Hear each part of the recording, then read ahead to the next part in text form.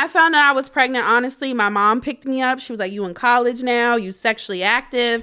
Let me take you to get this STD check. So, they do urine for some of the tests. And my doctor came in like, wrong test. You're pregnant. At this point, I was already like 12, 13 weeks. There was no option for an abortion. You were that far along? I was that far along.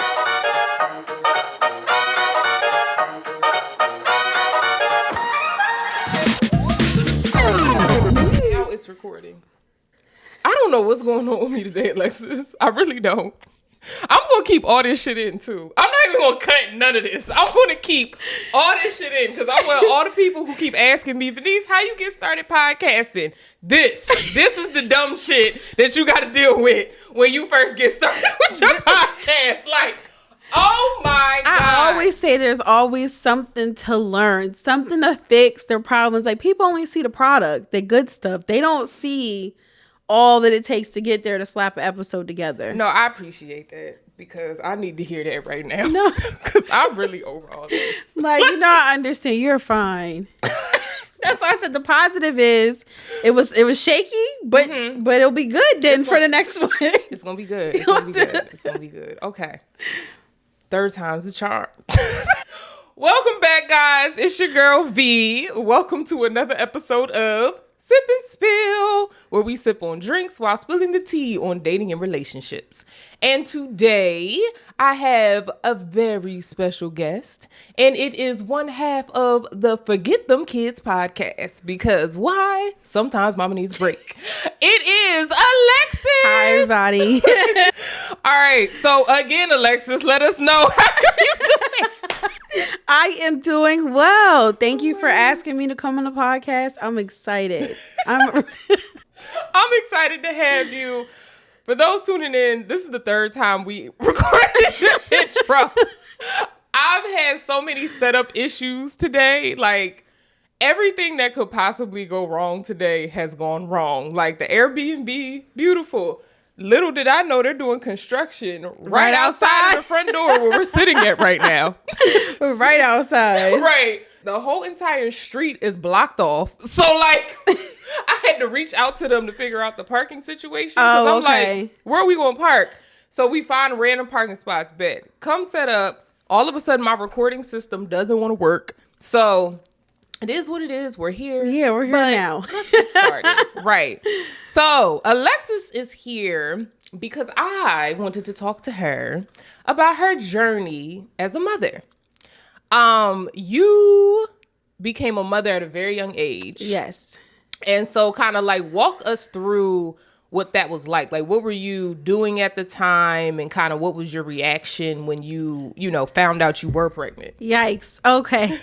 So I was a freshman in college, actually. Okay. So I had my son 3 weeks before I turned 19. Like, our birthdays are 3 weeks. Really? 3 weeks apart. So I literally had him 3 weeks before I turned 19. So he's Leo. Yes. So I'm in college. When you leave for college, you have the plan of being at college. Yeah. I didn't know. I was on the birth control pill, but that was before they preached you got to take it same day at the same time. Like, that's things that they said now. Then they just gave you the pill. And I thought as long as I was taking it every day, which I was, but they don't play when they say you got to take it every day at the same time. They don't play at that. I don't know how that makes sense, but yeah. So technically I got pregnant on the pill. Really? My son was there actually because I was on the pill and I was so physically active when I was getting like sickness, morning sickness. I didn't think it was morning sickness. Like, I had no real sign like, you might be pregnant. Like, I found out I was pregnant, honestly. My mom picked me up. She was like, you in college now, you sexually active.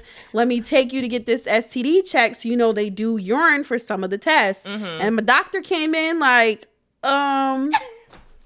You're pregnant. And I'm just like, my mom's in the waiting room because I'm grown now. So she's like, I'm not coming back there with you to the doctor. Right. So I'm like, can you help me tell my mom that I'm pregnant? Because at this point, I was already like 12, 13 weeks. There was no option for an abortion. You were that far along? I was that far along. And I didn't know because I was still doing ROTC, which is like the Army program. So I'm physically active. I'm like, doing like stuff at college, I had no inclination that I was pregnant at all. Wow. So by the time I found out, it was even too late to even consider. The doctor was like, "You pregnant?" Yeah. Like you're going to be a mom. Yes. So I don't know what your plans were, sis, but motherhood needs to be entered in there. So my mom actually took it better than I expected. Okay. I was more so worried that like, because my parents never went to college. So that I knew my parents were happy that I went to college. But I'm like, to go to college and mess it up the first year? Like, that's how I took it. Like, I'm about to be an embarrassment. Like, instead of getting the freshman 15, you got something else.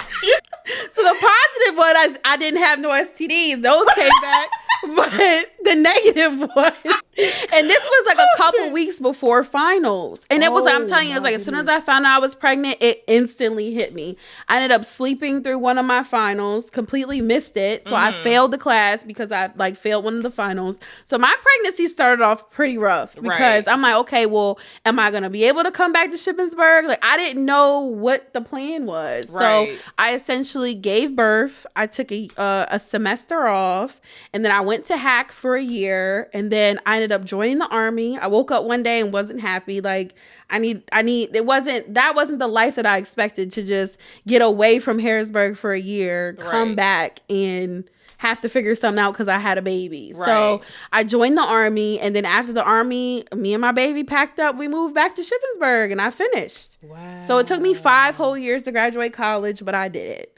I mean, you said 5 whole, like, most people take that long. Like, the whole, I mean, nowadays, I took 4 years. No, back then, like, it's been an average of like 5 to 6 years for people to graduate. But that's with their bachelor's. Those are the people that weren't really coming to college to really get their degree. Those are the people that went to college to play around, failed a couple classes along the way. You really think it takes people naturally that long? Yeah, like, so for me, right, like, so when I was at Penn State, I saw a lot of people who I knew, and it wasn't like they were failing classes. Sorry, I'm buttoning my shirt. If you watching this, you see me messing around. I'm buttoning my shirt, child. It's been a day.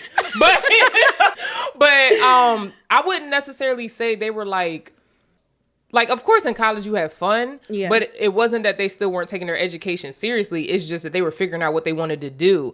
Because, you know, when you graduate high school, you're 18 years old. In our case, we were 17. Yeah. You go straight into college, and you just are supposed to figure out what you want to do with the rest of your life. So a lot of people, their first 2 years, they might pick a completely different major. Or they might do like me. I was undecided my first year. Really? Mm-hmm. Yeah, I was completely undecided. I'm gonna just show up. I don't know what. Well, it was like, for me, it was just, it didn't make sense for me because I think I had the unique experience of being surrounded by upperclassmen my freshman year. Mm-hmm. And so I saw a lot of them were there longer because of the fact that they switched majors. Okay. And I didn't want to make that mistake. Mm-hmm. And so when I was like coming in and talking to, you know, the recruiters or whatever they had back then, a lot of them recommended going in undecided because then you can taste kind of everything and figure out what it is. And that's when I like decided, okay, psychology was a fit for me. And that's what I ended up doing.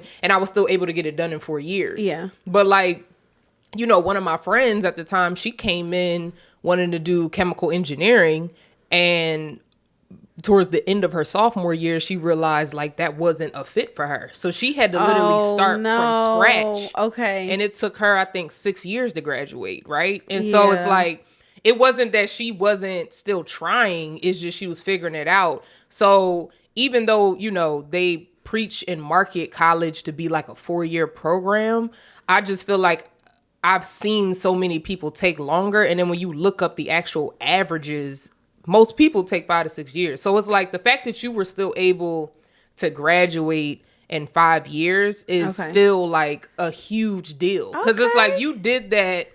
You were in the ROTC program, which is not easy. Commend to you, because that was not for me, child. What's crazy is I quit basketball before I got to college because I was like, ain't no way.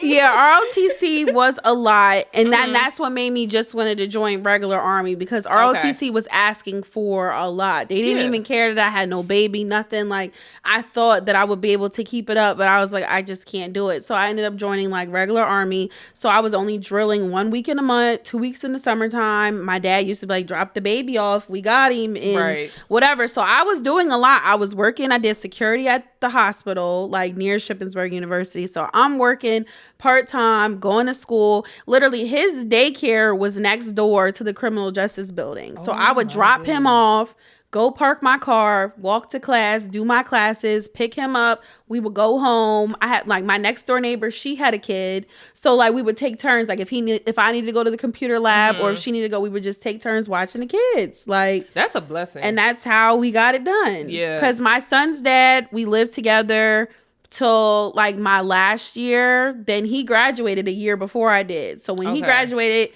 he took off to Philly. So it was just me and my baby. Like, so I'm just up here, but I made it work. And it was a blessing to have him there at my graduation. Like, you know, full circle. Like, it's like we did it. Your son there? Yes, have my son there at the graduation. So it was like we did it, because it's like you was a college kid too. Like, anytime he was. He really was. No, seriously. Anytime I would go hang out with my friends, whatever, it was like me plus him. So, but yeah, we got it done. So, like, what was that experience like when your child's father kind of moved to Philly after you graduated and kind of left? It was a lot, because it's not the plan that I expected. It's like, I'm a planner. Was that something that you guys had talked about? It was something we talked about. He was supposed to find a job in Shippensburg, wait for us to graduate, and then we could reevaluate together. Are we moving to Philadelphia? Are we moving back to Harrisburg, to my hometown? But yeah, he had other plans. He was focused on like me, and like what's going to take. To him, he felt like I graduated, so I need to make the most of the first year after graduation. Me, I'm like, you could take a year, like, you know, but we was definitely on like two different pages. So it was definitely harder for me to have to do everything. But like I said, with the help of my neighbor, she understood, like single mom to single mom, like we got each other's back. Like when she would need to do overtime, I would pick up her daughter, because they went to the same little daycare. I would pick up her daughter, come over, play, feed the kids, and she would just knock on my door when she got back, you know. So it was like, you scratch my back, I'm gonna scratch yours. Like, so I don't know where I would be without that. Yeah, that's amazing that you were able to find that, like, almost like a family kind of like community with her and her children, and also so that, you know, her daughter and your son could kind of like come up together, because I'm assuming they were around the same age. Same exact age. She's like a few months older. That's crazy. So now, you know, she's married and has like 2 extra kids, but they live in Philly. If not, I would see her all the time, because like our kids, you know, kind of grew up together. Like, and y'all went through the battle together. Yes, the struggle together. Like, it was a lot. But it's like, if you have a routine, you can do it. And that's what I always tell like young moms. Like, you can still go to school. You just have to honestly have a routine and stick to it. You can't, there's not much room for error, room for games. Like, you got to be able to put your child first, but also put yourself like just up there with that, you know. But it ain't easy. But so how was it dealing with, like, earlier in the conversation, you were talking about how, you know, your parents didn't go to college, and so they were looking forward to you going, and kind of like you felt like you screwed up your freshman year.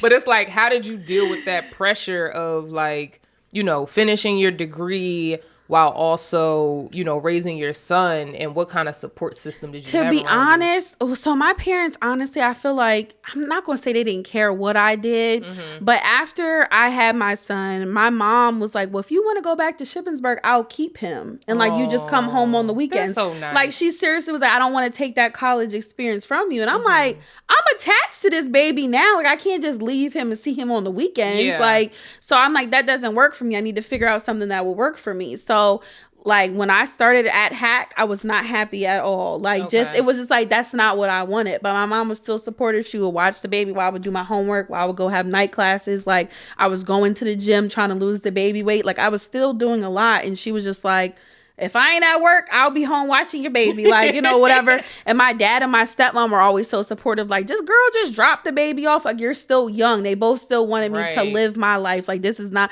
my mom used to always say, this is not the end all be all, like, girl, you got it, because, like, my mom didn't have me until she turned 26. So by me getting pregnant at 18, that's a big gap of life there that she was worried that I wasn't going to have. Right. She's like, you're young, you had a kid, it happened, it's still time to like move forward. But they supported me. Like when I graduated college, both of my parents wanted me to join the state police. Like when I say that was the only time I ever felt pressured from my parents, they talked me into taking the exam. Wait, they wanted you to be a cop? Yes. I could not imagine you walking around. I couldn't either. But Veniece, I took the written test. I passed, made it to the face-to-face interview, and I scored average. So then I used that to my advantage to tell my parents, if I was meant to be a cop, I would have scored above average, because you're literally having how we're talking. That's how it was. They were asking you scenario-based questions. And I'm like, I scored average. That means I wasn't meant to be a cop. But girl, I'm telling you, my dad bamboozled me, told me he was taking me to Hershey Outlets to go shopping. And he took me to the state state trooper open house. They were serious. They really wanted me to be a state trooper. That's hilarious. So that was like the only time I will say I did not listen to my parents. And I kind of listened to my heart to, you know, figure out what I wanted to do. But if it was up to them, I would have been a cop. And I would have been like, 6 years in now? Right. They were trying to line you up for that pension. That's what it was. They were trying to line you up. Yes. Oh my goodness. So I wanted to get into kind of like co-parenting, because I know that for my listeners, that's a very beneficial conversation, because a lot of people struggle through that. And the reason I wanted to talk to you is because your son's older now. Yeah. So like you've been through, I'm assuming, of course, I don't know, but I'm assuming that you've been through that roller coaster ride. I will say co-parenting is an ongoing roller coaster. Okay. And this is always fragile for me, because, you know, with my podcast, to me, it's about transparency, because somebody can listen to what you say and learn from it. Yeah. So there's been things that I have said that my son's father was not okay with. But for me, it's like, I'm speaking the truth here. Like, you know, there's things to take from this. Somebody's going to learn from this. But it's an ongoing, honestly, a roller coaster. Like sometimes we're good. Other times we're not good. Okay. But I've learned to communicate from just an adult standpoint rather than speaking for my child. Right. Because for a while I got so stuck on my son deserves better than this. My son's so it's like I'm speaking for him, and whole time he might not care that he doesn't see his dad that much. But to me, I feel like my son deserves it all. You need to be seeing your son at least once a month, because his dad doesn't live in the same city. To me, I feel like 2 hours is not enough to hardly ever see your kid. To me, there's no excuse for that. But I got so stuck into speaking for my son, not realizing, let me just speak it as an adult. Life does happen. Things do happen. Let's learn to communicate with each other for something that makes sense, rather than what I think my son might want, or what I think that he might deserve. Right. But I will say I feel like there's no recipe to co-parenting. It's crazy to say. I used to feel like there is, but no, we could really be good one week and not good the next. Okay. So kind of like walk me through that whole co-parenting journey. So like from the beginning up until now that he's older, because now that he's older, he can kind of speak his own thoughts and like his feelings. But when he was younger, so like, from the beginning, we were in a relationship, which of course like blurs the line of like co-parenting and stuff like that. But from us, it was like, well, when he moved out, that was when the co-parenting kind of started, because now how much are you going to see your son? We were still in a relationship, actually for like three years after that. Even though he moved out, we were still in a relationship. So now we're a long distance relationship, long distance co-parenting. And it's like, if me and you aren't cool, that doesn't mean you can't come around and be cool with your son. Right. And it took a while for us to work through those waters, because it would always blur the lines. It was always like, well, when you're coming to see your son, you're staying at my house. And now that's kind of gray in the area, because your son thinks that he's seeing his family back together when it's not that. Like, I'm dating other people, you're dating other people, which made it complicated for me for the men I was dating, because then it's like, you're having your son's father's stature. But for me, I'm like, he doesn't live in this city. So for me, it's like, I'm not going to ask him to get a hotel. Like, my son's not about to go hang out in a hotel for a weekend. But it's so hard to explain to people when you're trying to move forward. It just, no matter how you say it, it still seems like you called up on your ex. Right. And all I'm trying to do was co-parent. Like, why should my son have to be uncomfortable for a weekend to spend time with his father? So it's still, I don't know. Yeah, it's a lot better now than it was, because I had to learn, like, sometimes it's not about convenience. It is what it is. You can't stay at my house. Like, he has to be able to see his father and his mother, two separate entities. Like, not always together. But I used to think, because that's how my parents were, even though they weren't together. My parents split when I was 8. But I've always seen them function so well and blend so well. Even though my dad was married, it still was never like me and my mom and then me, my dad, and my stepmom. It was like we one big... My dad used to still tell my mom he loved me in front of his wife. Like, loved my mom, loved me. It was like we were one big happy family, and that's what I wanted. And I realized in traditional... that doesn't exist anymore. You can't go telling your ex, "Oh, I love you." Like, it doesn't work like that no more. I also think it depends on the partner and the maturity, because also a lot of your experiences, you were young, right? Because you had him at 18. So I'm assuming most of these experiences were like your early 20s, right? Yes. So at that point, even the people you were dating didn't have the maturity, or they didn't have the experience with kids. And we'll get into, your dating status now. But I'm sure because he's older, he can better understand, what you're trying to create for your son, right? Yes. So I think it's very important on, like, the partner and who that is. But I love that your parents gave you that example of still having a family unit without trying to force their relationship to work. Like, they were able to separate their personal relationship and still provide you with a family. Yeah. Because I think a lot of, like, families that are, broken apart or mixed up, it's like there's so much beef between the mom and the dad that they can't put their differences aside long enough just to let their child have the experience with both of them. Because, of course, your son enjoys being with you. It looks like your son, I really think you are his best friend. Like, I think so too. But he's at that age now where it's not so cool to love on your mom. Right. So it's like a calm, but it's like, I know I'm your favorite person in the world. Yeah. No, I'm speaking on, like, when you, like, post, like, screenshots of, like, y'all texting conversations. I'm like, oh, he really talks to her like that's his best friend. I love that. Yes. But then when the attitude comes, because the preteen, I have to ask him, who do you think you're talking to? Because it's like very, like, it's cool when we cool, but when you ain't kind of not cool with me, don't talk to me like I'm your little friend, because like it comes off like that, like I'm not gonna do this or whatever. And it's like, who you think you talking to? Like, right. But and then I'm sure, he loves his time with his dad as well when he gets to see his dad. But I think every child wants to feel like they were created out of love. Yeah. And I think it's shown when, I don't think it's necessary, but I love to see when, like, co-parents can come together for their child and let them have that family moment. But I don't, it's not necessarily necessary, because in some circumstances it's just not going to work out. But I understand why that was so important to you, growing up in that environment. I didn't know that you and your dad and your mom were divorced. Yeah, and they never were married. They were engaged. Oh, okay. And my mom, it's crazy to say, but my dad cheated once. I heard both sides of the story. My dad cheated once and my mom was out. Okay. So growing up, and it's like I used to have issues with my son's father, and she would be the spokesperson and like, you guys will be better later when you guys get older. And I'm looking like the hypocrite, because you left my daddy after one time. Like, that's just how I felt. Wait, so is that what she told you or what he told you? My dad confirmed it. Because like for a while I used to not believe that this is true. No way you get cheated on one time and you pick up and, move me back into your parents' house. Like, you just said, forget the family. Like, y'all was engaged, everything. But my dad doubled down, said it was one time. He got caught. He confirmed it. And I was like, oh, wow, my mom's a strong woman. Stand by what you say. That's what she said, child. She stood by it.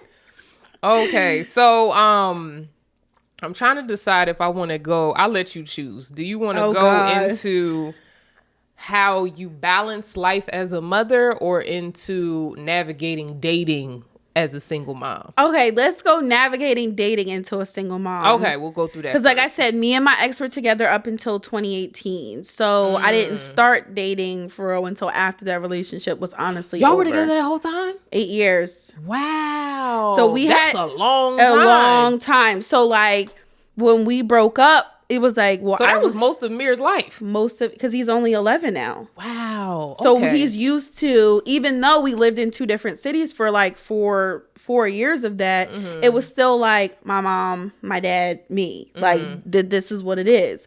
So when I started dating, the primary caregiver. Yes, I was a primary caregiver. So when I started dating, I knew that I didn't want my son to meet a bunch of men. That's because what I was about to ask. In my whole life, I might have only met 4 men that my mom was dating. And that included another man she was engaged to for 9 years. So out of my whole life, 4 men. And I know now that I'm grown, I know it wasn't only just 4 men. You know what I mean? So it's like, I respect that. And it's like, obviously you have to vet, people that you're dating and stuff like that. And also if you're dating someone, you want them to be cool with your kid. But it was just like navigating, when do I know that you're comfortable to be around my kid? Because I've never introduced, he only knows his dad. He knew his dad. That was it. So I'm dating. I actually had a man tell me that like, after like 6 months of us dating, he didn't want to date me anymore because I had a kid. And I'm like, but you knew that I had a kid. I'm sorry. Day one. But I guess he didn't realize that. He said, wait a minute. Yes. 6 months in. Had he met your son? No, hadn't met him. But I guess that's when he realized, that he cared about me and realized it wasn't just me. It's me and my son, if this was actually going to be a thing. Deal. So I respected it. At first I was like butthurt because like, you knew I had a son day of meeting me. Like those are things that just off of social media. Right. So, but then I respected it. Like, you know what? He probably didn't think he was going to catch feelings. So it's like, you're fun to date, but not fun to be bringing a kid because he didn't have any kids. So it's like, you ain't about to be bringing a kid into this situation, Right. But then sometimes you have guys who have kids and they were a little bit hasty to try to like, let's do play dates. No, you're dating me. You're not dating me and my son. Right. Like, it's just, and then when I got with my now fiance, he, for the first time, met my son by accident.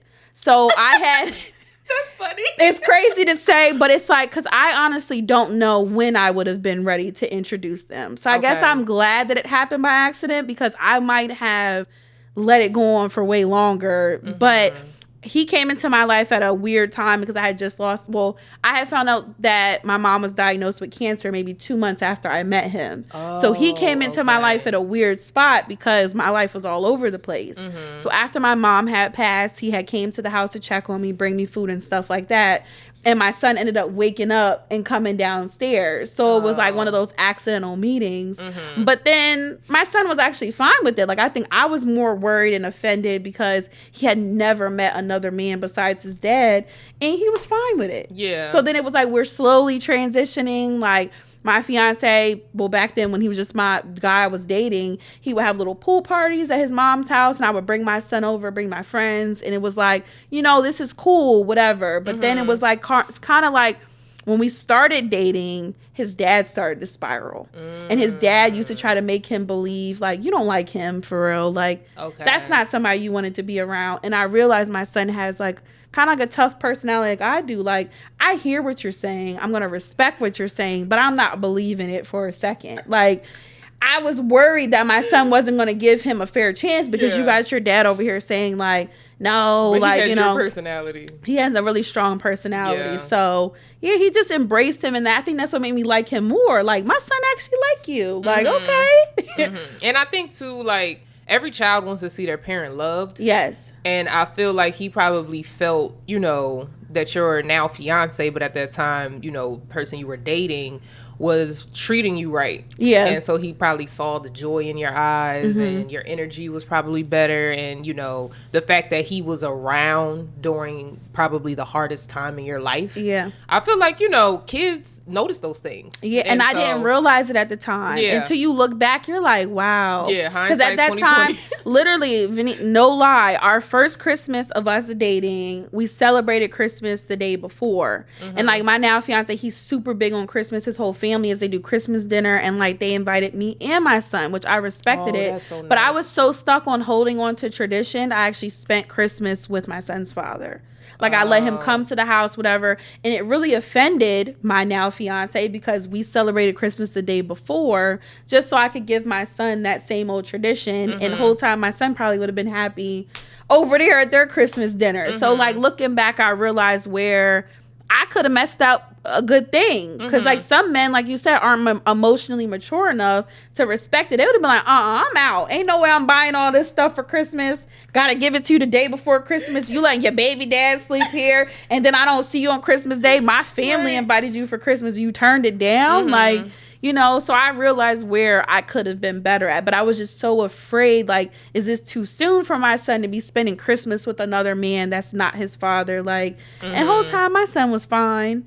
Yeah. So it's like sometimes as moms, we sometimes put ourselves on the back burner because we think we know what is best for our kids, and sometimes we're wrong. Right. Sometimes we're wrong. Right. Right. And I mean, you know, motherhood in general is just a journey. And it's like you kind of were growing up into adulthood. Well, not kind of, you were literally entering adulthood and raising a child. You know what I'm saying? And I don't think a lot of people understand 18 to like 25 is a massive part of like seriously, because you are really finding yourself during that time. Exactly. So I'm trying to find myself while trying to raise a kid. I never raised a kid before, so like you trying to figure it out, and then you add in all these other variables. You know, like socially, you go through friends. You go through different kind of friendships during that age because you got your college friends, your friends that you had from high school. A whole lot of stuff is transitioning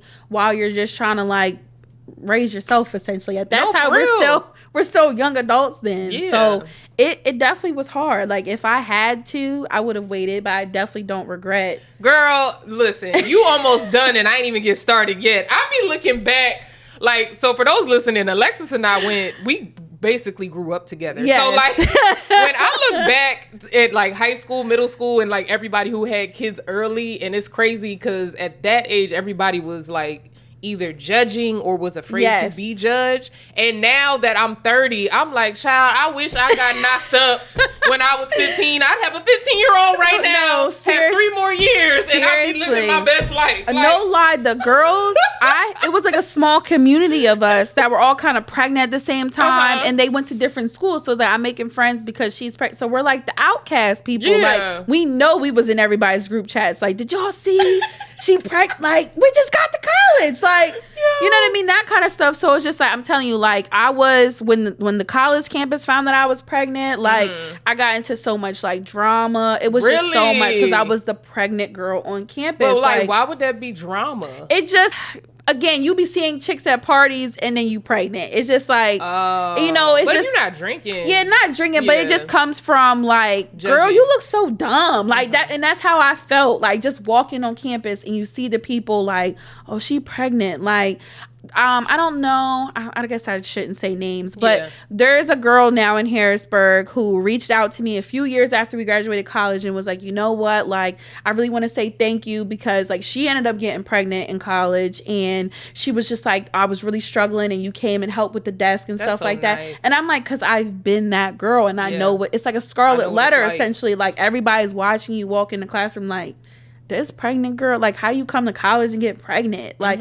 and I'm sure we weren't the only ones, but there was probably people who getting abortions, but they didn't care about that kind of stuff. But it's like the look that people give you. You're walking around, got to a point where you didn't want to leave, like your dorm or whatever. Like seriously, I never had my son on campus. If I could help it, I was just taking him to daycare and home because it's just like I felt like if somebody see me with this toddler on campus, it's going to be 2 times as worse as if they would have saw me walking around pregnant. Right. I just didn't want to do that to him. You know, even though he's little, he didn't know, he didn't care, but it just comes with like a thick embarrassment back then. And now, like you said, my son can stay at home by himself. Like, you know what I mean? You can go out and have fun. I can go out and have fun. People are like, oh, where your son? I'm like, home? Playing his game? Like, I didn't need a sitter. Right. But before we get lost, I will say when I saw that you were having a baby and I saw that you never, well, from my perspective, right? Because at that time we weren't really communicating, but from my perspective, it looked like you never stopped going to school.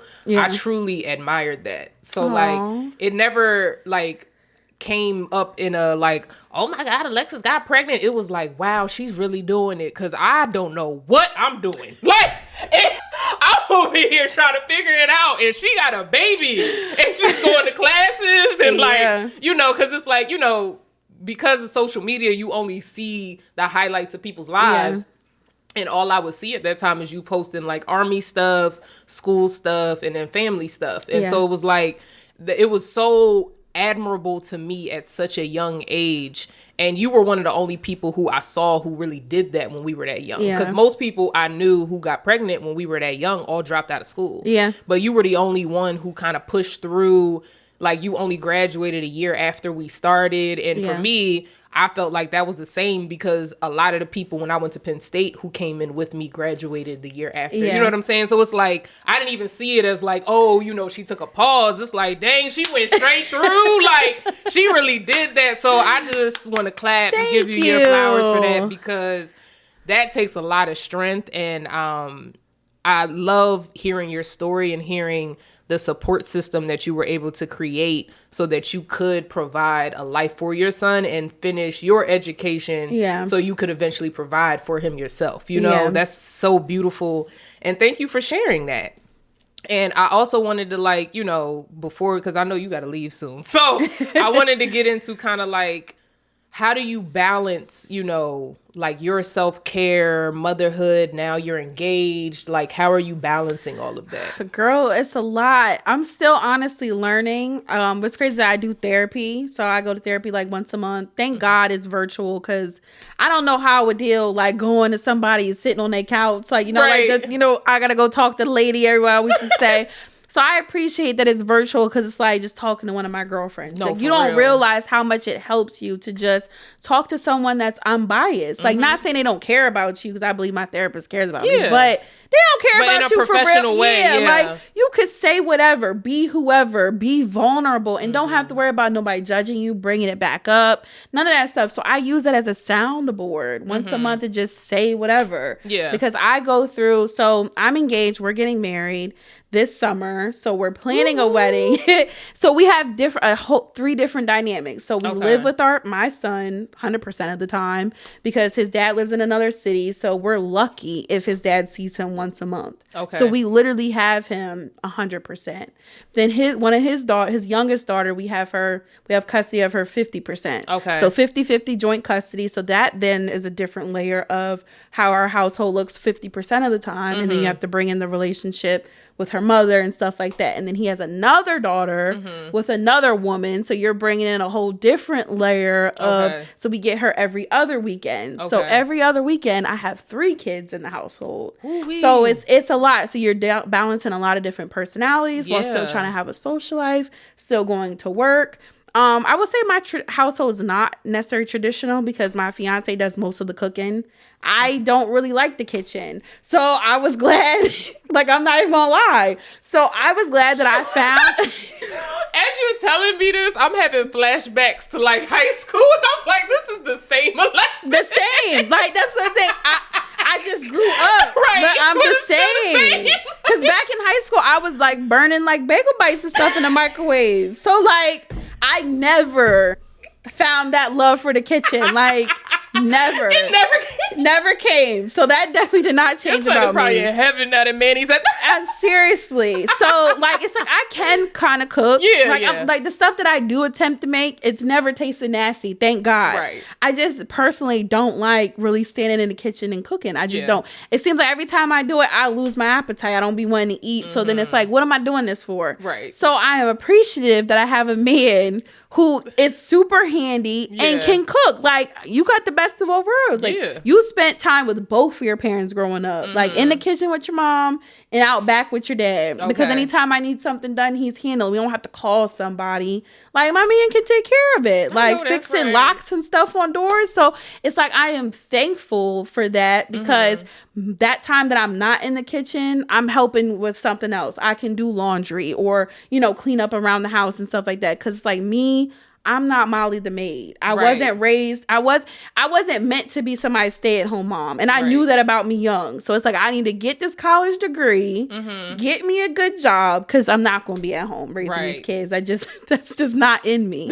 So I like that, like, I can balance all of it. And I still have someone who's secure with themselves, that if I say, yo, I'm going out with the girls tonight, I don't have to worry about them being insecure or trying to keep me in the house with them. I could still have a social life. Like, I could still, because I just turned 30. Like, well, you know, like, we're still young. We still have plenty of life. And you don't want to spend it in the house. Like, I don't feel, even though I'm getting married, I don't feel tied down at all.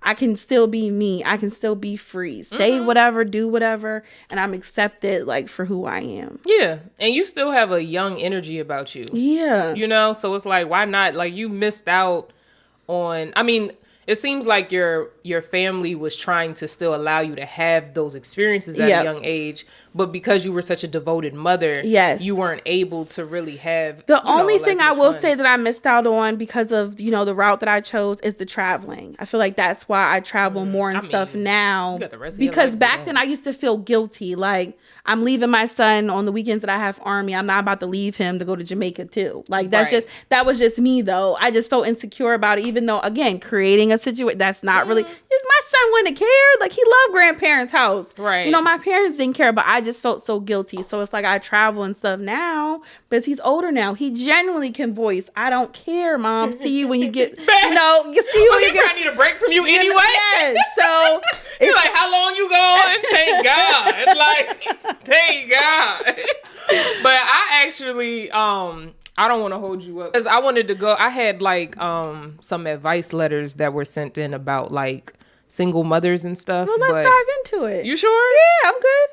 Okay. I didn't want to like, no, because I hate going over time, and us going over time is technically my fault because of the setup. No, you're fine. But if you had time, girl, let's get into it. So one of the main reasons I also wanted to bring you on to talk about this is because I adore the relationship between you and your son.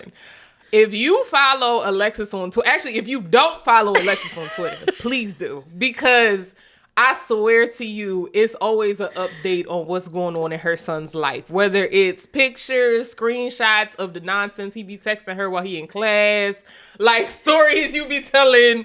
And so I just wanted to share a few of my favorites. And then quickly we'll go over some short, like, ones. But so one of my favorites, you tweeted this the end of last year.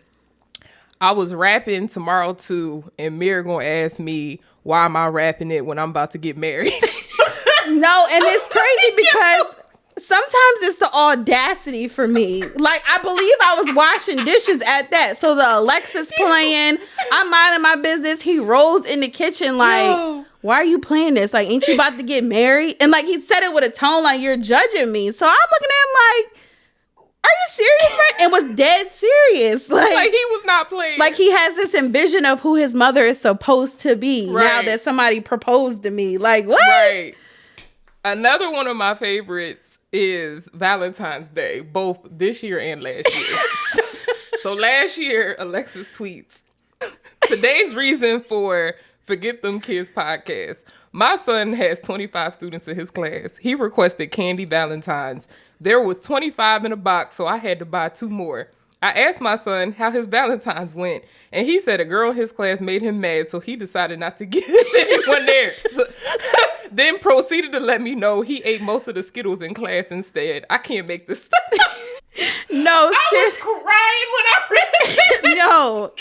And like, the thing about Mir is he be dead serious, Veniece. Like, you be looking for a chuckle or laugh, and it doesn't ever come. Like, he stand on what he's saying do. And it's like, for me, you're so young, but you know, like, don't play with me. But like, you were like that. But I didn't realize it was that bad, though. I think that's why it's so funny, because I knew you at the age that he is now. Yeah, so, okay. And so I'm like, he definitely is like a mini version of his mom. Because, like, you got to think, both of us, what were we voted in high school? Like, I got most talkative. Were you class clown? No, we got tied. What was it? I think it was most talkative. It might have been most talkative. But like both of us always would get in trouble for our mouths. So it's like, but I remember me and you tied for that. Like, okay, we both won because we're in the yearbook together. Okay.